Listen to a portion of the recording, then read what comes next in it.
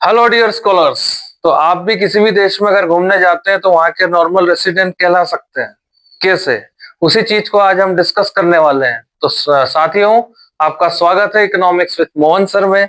मैं हूं आपका कोच मोहन सिंह यादव और आज का टॉपिक है topic number 4, the concept of national income, जिसके तहत हम आज पढ़ने वाले हैं normal residence of a country and domestic territory. इसके बाद में हम इनकम के बारे में भी थोड़ा सा डिस्कस करने वाले हैं, तो वीडियो में अंत तक बने रहिएगा। आज का टॉपिक बड़ा ही इंटरेस्टिंग होने वाला है। तो आइए शुरू करते हैं। तो साथियों, जैसा कि हम जानते हैं ग्लोबलाइजेशन की वजह से दुनिया में अलग अलग कंट्रीज के लोग ट्रांजिट होते रहते हैं। अब इनके ट्रांजिशन के कई सारे ऑब्जेक्टिव्स होते हैं, कई पर्सपेक्टिव्स होते हैं जिसके तहत ये इधर से उधर ट्रांजिट होते हैं। कोई ट्रेवलिंग के लिए जा रहा है, कोई मेडिकल टूर पे जा रहा है ना, कोई अपने वेकेशंस पे जा रहा है, कोई स्टडीज के लिए जा रहा है, कोई अपने बिजनेस ऑब्जेक्टिव्स को फुलफिल करने के लिए जा रहा है ना। तो अब इनको इकोनॉमिक सेंस में हम किस कैटेगरी में कंसीडर करते हैं, that is the part of our today's study. तो आइए शुरू करते हैं। Normal residence. नॉर्मल रेसिडेंस का मतलब सिंपल वर्ड्स में अगर देखें तो क्या होता है, इकोनॉमिक सेंस से अगर बाहर की बात करें, जैसे कि हम लोग अपने देश में रहते हैं, that means we are the normal residents of our country, है ना।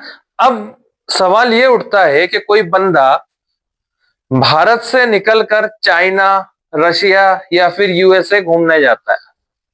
हो सकता है वो लेट्स से स्टूडेंट हो आप लोग, तो उसी के हिसाब से एग्जांपल दे लेते हैं। आप स्टूडेंट वीजा पे सपोज रशिया में एमबीबीएस की डिग्री करने जाते हो, है ना। तो इकोनॉमिक सेंस में क्या आप रशिया के नॉर्मल रेसिडेंस हो या नहीं हो, तो इसी चीज को हम आज समझेंगे। तो नॉर्मल रेसिडेंस वो लोग होते हैं जो किसी कंट्री में 1 साल या उससे ज्यादा ड्यूरेशन तक रहते हो और उनका इकोनॉमिक इंटरेस्ट वहां पे हो। अब इकोनॉमिक इंटरेस्ट का मतलब क्या होता है? तो मेरे प्यारों, आप लोगों ने माइक्रो इकोनॉमिक्स में पढ़ा होगा इकोनॉमिक एक्टिविटीज, जो कि 11th का बिजनेस स्टडीज का भी एक हिस्सा है, राइट। तो उसमें आपको क्लियर समझाया गया है कि इकोनॉमिक एक्टिविटीज क्या क्या हो सकती है। Let's say production, consumption, distribution या कोई और ऐसी एक्टिविटी जिससे फैक्टर इनकम जनरेट, राइट। अगर आप इस एक्टिविटी में इन्वॉल्व हो, फिर चाहे आप दुनिया के किसी भी कंट्री में हो and you are residing at that country for a period of 1 year at least, right? That means you will be considered as the normal resident of that country, है ना। तो यहां पे वही लिखा है, a person who resides in a country, एक बंदा किसी कंट्री में resides in a country for 1 year or more showing her economic interest। अगर वो किसी कंट्री में 1 साल या उससे ज्यादा टाइम तक रहता है तो वो नॉर्मल रेसिडेंट कहलाएगा। और कब कहलाएगा? जब वो इकोनॉमिक इंटरेस्ट वहां पे शो करे। अब यहाँ पे ऐसी कंडीशन भी है कि ऐसा कौन बंदा है जो भले ही 1 साल से ज्यादा टाइम के लिए रह रहा हो पर वो नॉर्मल रेसिडेंट कंसिडर नहीं हो पा रहा है, जैसे कि स्टूडेंट्स, राइट। ये स्टडी के लिए जा रहे हैं, इनको नॉर्मल रेसिडेंट कंसिडर नहीं किया जा सकता है। मेडिकल वीजा पे जो लोग जाते हैं इलाज कराने किसी भी दूसरे कंट्री में, वो भी नॉर्मल रेसिडेंट कंसीडर नहीं होते हैं। ट्रेवलर्स ये भी नहीं होंगे, राइट। फिर होता है second term, citizens who is working in an international organisation. ऐसे बंदे जो किसी दूसरे कंट्री में किसी इंटरनेशनल ऑर्गेनाइजेशन में हो। छोटा सा एग्जांपल, सपोज वर्ल्ड बैंक का दिल्ली में ऑफिस है ना। अगर कोई इंडियन वो उसमें काम कर रहा है और दिल्ली में एस्टैब्लिश है, that means he will be considered as the normal resident, है ना। In spite all of this, when an American resides in Delhi and working at the World Bank's office, at Delhi, he will not considered as the normal resident of our country, but he is considered as the normal resident of USA. समझना प्यारो इस बात को, अगर international organisation है समझ में आता है, पर बात इतनी सी है कि वो जिस कंट्री से बिलोंग कर रहा है नॉर्मल रेसिडेंट उसी का कहलाएगा। ठीक, वो जिस कंट्री में ऑफिस है वहां का नॉर्मल रेसिडेंट कंसीडर नहीं होगा। Third one, citizens who are living abroad, और टाइम कंडीशन दी है 1 साल से कम, मतलब कोई भी ऐसा बंदा जो किसी दूसरे कंट्री में रहकर काम कर रहा है, भले ही वो 1 साल से कम हो, है ना, पर वो वहां पे इकोनॉमिक इंटरेस्ट उसका होम कंट्री में हो। जैसे मान लो अंबानी जी है या अडानी जी है, रशिया में गए किसी प्रोजेक्ट पे काम करने या प्रोजेक्ट का इंस्पेक्शन करने, हो सकता है वो 1 महीने में आए, हो सकता है 2 महीने में आए, हो सकता है उनको 6 महीने हो जाए, है ना। तो इस सिचुएशन में वो रशिया के नॉर्मल रेसिडेंट ना होकर के भारत के नॉर्मल रेसिडेंट कहलाएंगे। ठीक है। नेक्स्ट हुआ, officials, diplomats, army officers are considered as normal residents. किसके? जिस कंट्री से वो बिलोंग कर रहे हैं। जैसे भारत का कोई उच्चायुक्त है, कोई इंडियन कॉन्सुलेट है, वो किसी दूसरे कंट्री में जो इंडियन एम्बेसी है वहां पे काम कर रहा है ना, तो वो इंडियन नॉर्मल रेसिडेंट कहलाएगा। इसलिए लिखा है वेयर दे बिलोंग्स टू, जिस कंट्री के निवासी हैं वो मूल रूप से, वहीं के नॉर्मल रेसिडेंट वो कहलाएंगे। ठीक है। नेक्स्ट आता है अपना डोमेस्टिक टेरिटरी। अब टेरिटरी का मतलब होता है एक ऐसा इलाका जो किसी पर्टिकुलर बाउंड्री लाइन में ब्लॉक, है ना, किसी पर्टिकुलर बाउंड्री लाइन में ब्लॉक हो। तो ये जो इलाका आपको दिख रहा है that will be considered as domestic territory of a country, right. अब यहाँ पे थोड़ा सा डिफरेंस है, अपन जब इकोनॉमिक सेंस में समझते हैं इस चीज को तो यहाँ पे थोड़ा सा डिफरेंस आ जाता है। कैसे आ जाता है, समझना बात को।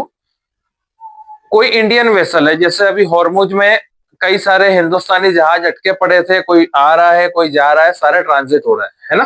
तो जितने भी भारतीय जहाज है, इंडियन वेसल्स जितने भी हैं, all of them are considered as the part of our territory.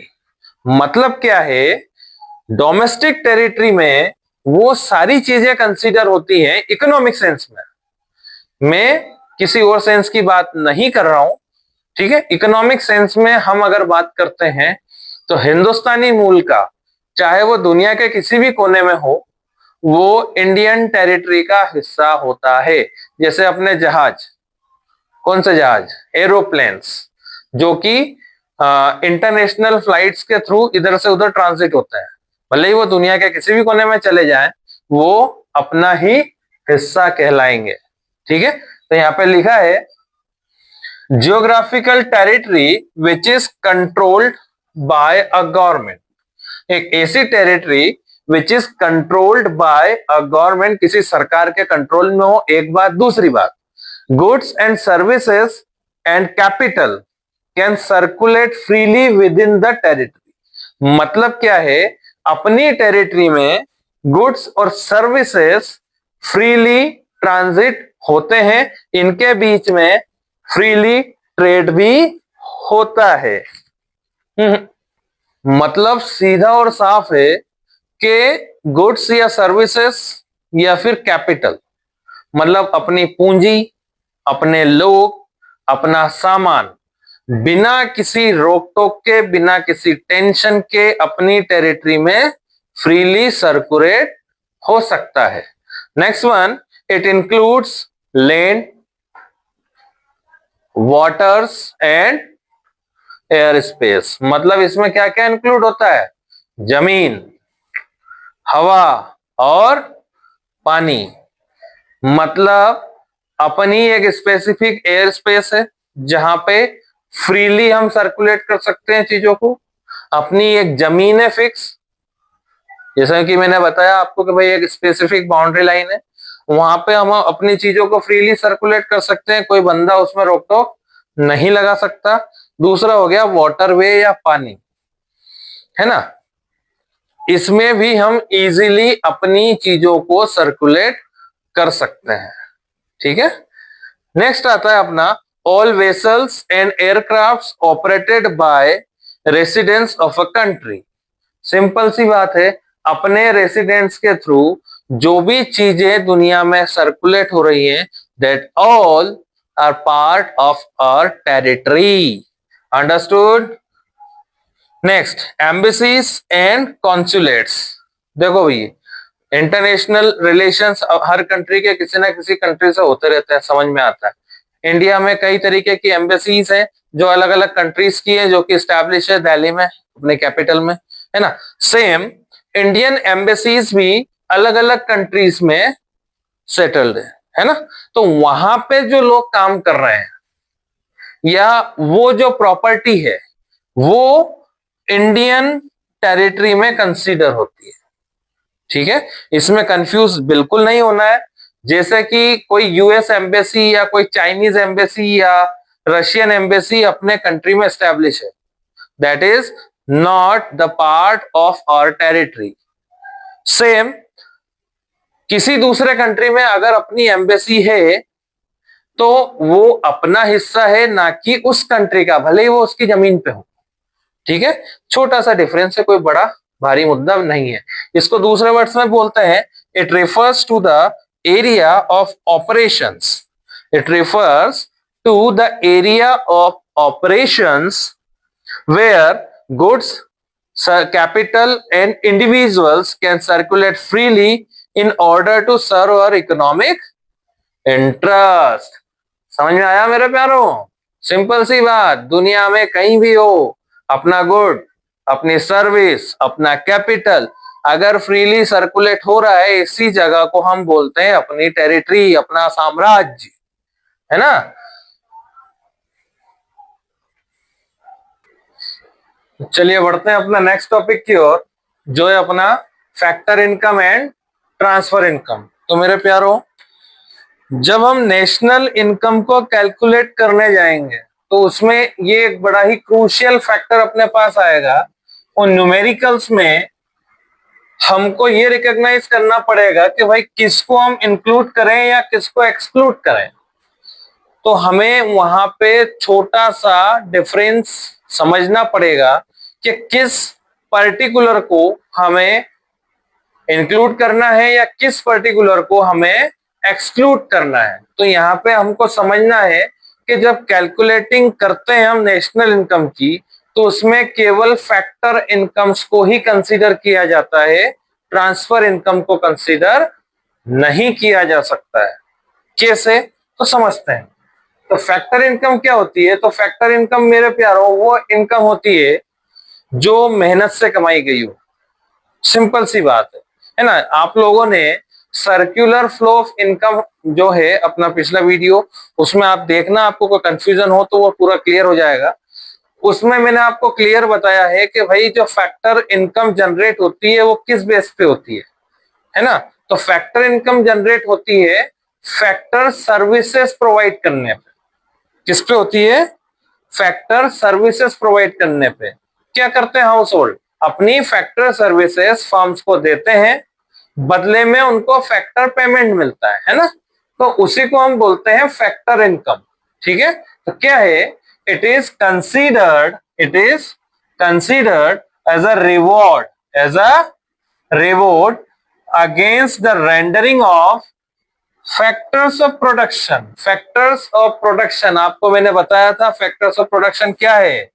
तो फैक्टर्स ऑफ प्रोडक्शन में आता है लैंड, राइट, लेबर, कैपिटल और एंटरप्रेन्योर, है ना। किसी को कंफ्यूजन हो तो पिछला वीडियो आप देख लेना, सर्कुलर फ्लो ऑफ इनकम का, आपको सारे कंफ्यूजन उससे दूर हो जाएंगे। ठीक है, तो यहाँ पे हम बात कर रहे हैं फैक्टर्स ऑफ प्रोडक्शन की रेंडरिंग की। किसकी बात हो रही है? रेंडरिंग की मतलब क्या, आपने अपने फैक्टर्स को काम पे लगाया, मतलब आपने मेहनत की, आपने जमीन को काम पे लगाया, आपने अपना लेबर प्रोवाइड किया, अपना पैसा काम पे लगाया, अपनी एबिलिटीज काम पे लगाई, है ना, उसके बेस पे आपको मिला, उसके बेस पे आपको मिला, that is considered age factor income, है ना। सिंपल सी बात, अपने शब्दों में समझे, मेहनत का कमाया हुआ पैसा, है ना, उसके बदले में आपने कुछ ना कुछ दिया, तब कुछ जाके आपको मिला, है ना। अब मिला क्या, तो वो भी मैं आपको फिर बता रहा हूं। सर्कुलर फ्लो ऑफ इनकम का जो वीडियो है अपना, उसमें आपको सारी चीजें क्लियर हो जाएंगी, ठीक है। फिर भी इसमें भी मेंशन कर लेते हैं, रेंट कहां से मिलता है, जमीन से, है ना, जमीन को काम पे लगाओगे तो रेंट मिलेगा। वेजेस एंड सैलरीज, जब आप अपना लेबर प्रोवाइड करोगे, आप किसी के यहाँ काम पे जाओगे तो उस पे आपको या तो वेजेस मिलेंगे या सैलरीज मिलेंगी, है ना। इसके बाद इंटरेस्ट, इंटरेस्ट मिलता है कैपिटल पर, है ना। और प्रॉफिट, प्रॉफिट कौन लेता है, एंटरप्रेन्योर्स, है ना। नेक्स्ट होता है, it will included while calculating national income. ये लाइन बेटा ध्यान से समझ लेना, इसको ही याद रखना है सबसे ज्यादा इन सब के अलावा, क्योंकि ये आप सर्कुलर फ्लो ऑफ इनकम में पढ़ चुके हो तो आपको काफी कुछ क्लियर है, यहाँ पे आपकी पिक्चर और क्लियर हो गई, ठीक है। तो ये ध्यान रखना है कि जब भी न्यूमेरिकल्स आएंगे, ठीक है, उसमें आपको केवल अर्न इनकम, कौन सी इनकम, अर्न इनकम या मेहनत से कमाई हुई इनकम या फिर फैक्टर इनकम, इसी को कंसीडर करना है। It will included while calculating national income. समझ गए मेरे प्यारों, आगे बढ़ते हैं। अब ट्रांसफर इनकम, इसका उल्टा। ट्रांसफर इनकम का मतलब क्या होता है, ये वन साइडेड ट्रांसफर होता है ना। ये कैसा होता है, वन साइडेड ट्रांसफर, ठीक है, गिफ्ट लिखना भूल गया था मैं। तो वन साइडेड ट्रांसफर का मतलब क्या होता है, मैंने किसी को पैसा दिया और मैंने जो पैसा दिया वो इस आशा के साथ बिल्कुल नहीं दिया कि वो पैसा मुझे रिटर्न आएगा, ठीक है। जैसे मंदिर में कोई चंदा दे रहा है ना, किसी भंडारे में किसी ने रसीद कटवा ली, राइट, या फिर कोई और हमने चैरिटी कर दी, कोई एनजीओ को पैसा दिया, कोई अनाथ आश्रम को दिया, है ना, किसी ओल्ड एज हाउस को दिया, ठीक है। तो इस तरीके का जो पैसा है ये वन साइडेड ट्रांसफर होता है, ये रिटर्न आने का इसमें कोई सवाल नहीं होता, है ना। That will be considered as transfer payment. क्या बोलेंगे इनको, इनको बोलेंगे it is considered as charity, as usual जो आप समझ रहे हो, हेल्प, आप किसी की मदद कर रहे हो निस्वार्थ भाव से, डोनेशन, ठीक है, और गिफ्ट्स। ये सारे मेरे प्यारों वन साइडेड ट्रांसफर होते हैं। कैसे होते हैं, वन साइडेड ट्रांसफर कैसे होते हैं मेरे प्यारों, वन साइडेड ट्रांसफर मतलब आपका पैसा केवल एक तरफ से जा रहा है, दूसरी तरफ से कुछ आ नहीं रहा है। फैक्टर इनकम में क्या हो रहा था, आपने कुछ दिया है, बदले में आपको कुछ मिलेगा, है ना। आपने किसी को जमीन दी तो आपको रेंट मिल रहा है, आपने अपना लेबर दिया तो आपको वेजेस और सैलरीज मिल रही हैं, आपने अपना कैपिटल दिया तो आपको इंटरेस्ट मिल रहा है। पर यहाँ पे ऐसा नहीं है, ठीक है। इनमें से आप कुछ भी दे दो किसी को भी, अगर वन साइडेड है मतलब वापस लेने का स्कोप नहीं है, that will be considered as transfer income या ट्रांसफर पेमेंट, ठीक है। समझ में आ रहा है ना। इसमें आगे आएगा it is unilateral transfer. Unilateral transfer का मतलब होता है वन साइडेड ट्रांसफर, एक बंदा दे रहा है ना। Transaction as there is no factor services are provided for this. इसमें कोई फैक्टर सर्विस प्रोवाइड नहीं होती। आपने मान लो किसी में चैरिटी करी या किसी अनाथ आश्रम में गए या किसी वृद्धाश्रम में गए, आपने वहां पे चैरिटी करी, हो सकता है आपने 10,000 दिया हो, 1 लाख दिया हो, 10 लाख दिया हो, आपकी कैपेसिटी के ऊपर है, ठीक है। तो ये सारा क्या है, जिसने लिया उसने आपको कोई सर्विस नहीं दी है, ठीक है। दैट इज वाई ये यूनिलेटरल ट्रांजेक्शन है या वन साइडेड ट्रांजेक्शन है है ना। अब कमेंट बॉक्स में लिखना दुनिया के सबसे बड़े दानदाता कौन कौन है अपने देश या दुनिया में। आगे लिखते हैं not included in national income. क्यों? क्योंकि फैक्टर सर्विसेज का हिस्सा नहीं है। नेशनल इनकम में केवल वही चीज आएगी जो कमाई गई हो, अर्न इनकम हो, अनअर्न इनकम कंसीडर नहीं होगी। ठीक है, आज के लिए बस इतना ही।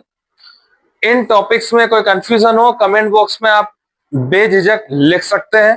कोई क्वेरी होगी, कोई कंफ्यूजन होगा तो मैं उसको सॉल्व पूरा करूंगा।